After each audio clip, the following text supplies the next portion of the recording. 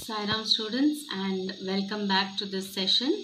We will continue with chapter 5 of our moments. That's a happy prince from what we learned last session.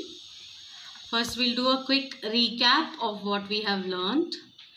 This story is an allegory. It means it's a narrative wherein certain events, certain people are described, and it conveys a particular meaning to whatever is happening in the story. It is a story of a prince and a little swallow. It throws light on the problems of social inequality and the healing power of love. How love can heal and help take away problems of social inequality. The Happy Prince was a beautiful statue that stood on a tall column in the city. So he was called the Happy Prince, as we learnt, because he had never seen sorrow. He had never shed a tear when he was alive. So after he was dead, they made a beautiful statue, and this statue stood on the tall column in the city. The prince was covered with gold, had sapphires and ruby in his sword hilt. A swallow once flew to the city and took shelter between the feet of the Happy Prince. So this swallow took shelter out here. When he was sitting down there, a large drop of water fell on him. It was not going to rain, the clouds were not dark, yet a large drop of water fell on the swallow. He was stunned. When he looked up, he saw the eyes of the Happy Prince were filled with tears. They were the tears, the drops of tears that fell on the swallow. The prince could witness the pain and misery of the people of his city. Standing high up there in the column, he could see the kind of sorrow, the misery the people were undergoing, the problems they faced in his city. He saw a seamstress in distress. Who was a seamstress? A female tailor. Saw that she was having a lot of problems. He sent the swallow as a messenger to help the seamstress. So the swallow went to help, as we know. The swallow picked out the great ruby from the prince's sword and flew away. So this is how he tried to help. He asked the swallow to stay back and take this ruby to the seamstress because she was in distress. Now, let's continue from where we left. He passed over the river and saw the lanterns hanging on the masts of the ships. At last, he came to the poor woman's house and looked in. The boy was tossing feverishly on his bed, and the mother had fallen asleep. She was so tired. So the swallow was flying across the river. He saw a lot of lanterns hanging. He was amazed and stunned seeing the sight in the city. At last he reached the house of the seamstress, and when he looked in, he saw that her boy was down with high fever, was tossing on the bed, and the mother was so tired that she had fallen asleep.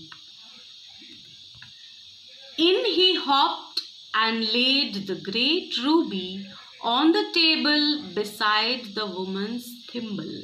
What's a thimble? It's a cap that is worn in the thumb or in the fingers so that when stitching it doesn't hurt the fingers. Okay, so she had worn this thimble, so the swallow placed this ruby on the table near her thimble. Then he flew gently round the bed, fanning the boy's forehead with his wings. "How cool I feel," said the boy. "I must be getting better," and he sank into a delicious slumber. Delicious slumber means peaceful sleep. So this swallow flew around this boy and fanned him with the wings, and he was feeling very relaxed. The boy who was down with fever was feeling really relaxed, and he sank into peaceful sleep. Moving ahead. Then the swallow flew back to the happy prince and told him what he had done. "It is curious," he remarked, "but I feel quite warm now, although it is so cold." So now, after accomplishing the task, the swallow flew back to the happy prince and explained whatever had happened, what he had done to the small boy, how he was feeling relaxed. Also, the swallow remarked, saying that he was now feeling very warm himself. Though it is very cold outside, he was feeling really warm and relaxed. "That is because you have done a good action," said the prince. And the little swallow began to think and then fell asleep. Thinking always made him sleepy. So the prince here replied, saying that he had done a good action that particular day. He had helped the seamstress. So he was feeling very good. And thinking about this, the swallow fell asleep, because generally the swallow went to sleep when he thought a lot. When day broke, he flew down to the river and had a bath. "Tonight I go to Egypt," said the swallow, and he was in high spirits at the prospect. So at daybreak, he went down to the river, had a good bath out there, and decided that he would go to Egypt that night and join his friends who had already reached Egypt. So he was in real high spirits because he thought that he would be leaving for Egypt. He visited all the monuments and sat a long time on the top of the church steeple. So on the steeple is the top portion of the church. Okay, so he visited throughout the day. He visited all the monuments of the city and was having a great time and sat for a long time on the top of the church. When the moon rose, he flew back to the happy prince. Now again he went back when the moon was out. "Have you any commissions for Egypt?" he cried. "I am just starting." He just inquired with the happy prince whether he had anything that needed to be done at Egypt, and said that he was leaving for Egypt right away.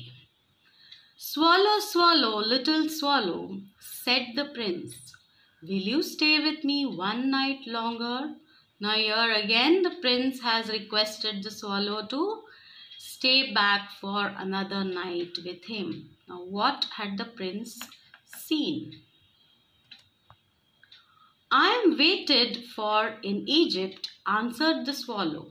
So he said that his friends are waiting at Egypt for him, and he would be delayed if he does not leave. "Swallow, swallow, little swallow," said the prince, "far away across the city, I see a young man in a garret." Okay, what's a garret? It's a small room on the rooftop, a small room. So there this prince could see a young man sitting out there. He is leaning over a desk covered with papers, and in the glass by his side there is a bunch of withered violets. Withered violets means they are very dried bunch of violets. So the prince could see this young man sitting in his room on the desk, leaning over lot of papers spread around and a bunch of withered violets. His hair is brown and crisp, and his lips are red as a pomegranate, and he has large and dreamy eyes. Now the prince was describing the man he saw. He had brown and crisp hair, crisp, very hard hair. His lips were very red like the pomegranate, and he had dreamy eyes, large and dreamy eyes. He is trying to finish a play for the director of the theatre, but he is too cold to write any more. There is no fire in the grate, and hunger has made him faint. So he is a playwright. So he was writing a play for the director of theatre, but it was so cold that he couldn't bear that cold. There was no fire in the grate. Grate means the place where the fireplace, the area around the fireplace. There was no fire. Probably he didn't have any wood to burn the fire. Also, he was very hungry. That made him faint. So what happened next? I will wait with you one night longer, said the swallow, who really had a good heart. He asked if he should take another ruby to the young playwright. So now the swallow was so good at heart, so he decided that he would continue to stay one night more and help the happy prince do something for the young playwright. So he inquired whether he had to take out another ruby and give it to the young playwright. Alas, I have no ruby now, said the prince. My eyes are all that I have left. So he didn't have any ruby left. He said that his eyes were left. They are made of rare sapphires, which were brought out of India 1,000 years ago. So his eyes were made of sapphires, very rare sapphires, precious jewels, which were brought out of India 1,000 years ago. So the prince said that he had only these sapphires left now. He ordered the swallow to pluck out one of them and take it to the playwright. He will sell it to the jeweler and buy firewood and finish his play, he said. So what he ordered the swallow, you pluck one of the sapphires out and give it to the playwright. He would sell it to the jeweler. He will get some money so that he could buy firewood and finish his play. Dear prince, said the swallow, I cannot do that. And he began to weep. He said, I cannot pluck your eyes. So he was crying. He said he couldn't do that. Swallow, swallow, little swallow, said the prince, do as I command you. So here the prince is commanding the swallow to do whatever he is told. So the swallow plucked out the prince's eye and flew away to the young man's garret. It was easy enough to get in, as there was a hole in the roof. Through this he darted and came into the room. So the swallow, as commanded, plucked the sapphire out of the prince's eye and flew to the young man. He entered through the hole on the roof and immediately was very close to the playwright. The young man had his head buried in his hands, so he did not hear the flutter of the bird's wings. And when he looked up, he found the beautiful sapphire lying on the withered violets. So he had stuck his head into his hands because of the cold, because of the problems. So he couldn't hear the fluttering of the swallow's wings. However, as he looked up, he found a beautiful sapphire near the dried violets, near this on his table, which were lying on his table. I am beginning to be appreciated, he cried. This is from some great admirer. Now I can finish my play. And he looked quite happy. So the playwright, seeing the sapphire, felt that he was being appreciated, and this sapphire, this precious stone, was sent by some great admirer of his. So now he could finish his play, and this made him really happy. And the swallow flew away, seeing this happiness on the playwright's face. The next day, the swallow flew down to the harbor. Now again, he flew down to the harbor. Harbor is a place where they halt the ships. He sat on the mast of a large vessel and watched the sailors working. "I am going to Egypt," cried the swallow. But nobody minded, and when the moon rose, he flew back to the happy prince. Sitting on that ship, on the mast of that large ship, he was seeing all these sailors working, and he was thinking, he was telling to himself that he would be going to Egypt. But nobody heard the swallow, and finally, when the moon rose, he flew back to the happy prince, to the statue. "I have come to bid you goodbye," he cried. So now the swallow said that he would be leaving for Egypt, and he had just come down to tell goodbye to him. "Swallow, swallow, little swallow," said the prince, "will you not stay with me one night longer?" So again here the prince is requesting the swallow to continue staying for one more night. "It is winter," answered the swallow, "and the snow will soon be there. In Egypt, the sun is warm on the green palm trees, and the crocodiles lie in the mud and look lazily about them." So he says it is winter now, and here it would start snowing very soon, so he would not be able to bear the cold. So but however, in Egypt it is quite sunny and warm, so he wants to move to Egypt as soon as possible. "In the square below," said the happy prince. So now here the happy prince has started giving another instruction to the swallow. "There stands a little match girl." Who is a match girl? A girl who sells matchsticks. Okay. "She has let her matches fall in the gutter, and they are all spoiled." So what did this happy prince see? That she had put down all the matches into the gutter, and they were all spoiled. What happened? "Her father will beat her if she does not bring home some money, and she is crying. She has no shoes or stockings, and her little head is bare. Pluck out my other eye and give it to her, and her father will not beat her."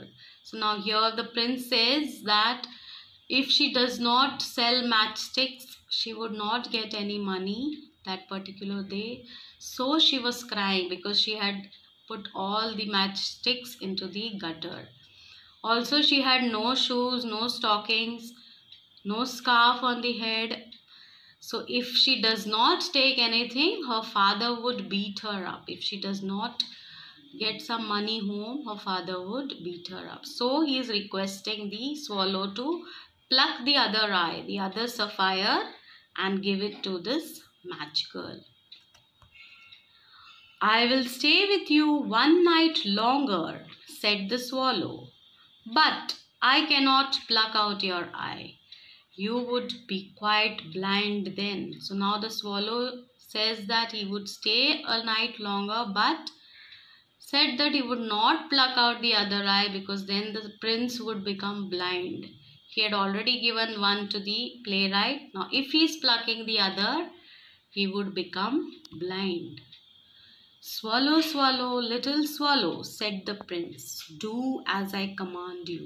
However, the prince was very determined to help this match girl and said that you need to follow my orders. Do as I command you. So now what the swallow does, how the swallow helps the match girl, we will continue it in the next class. So go through the lesson what we have done so far. Make a note.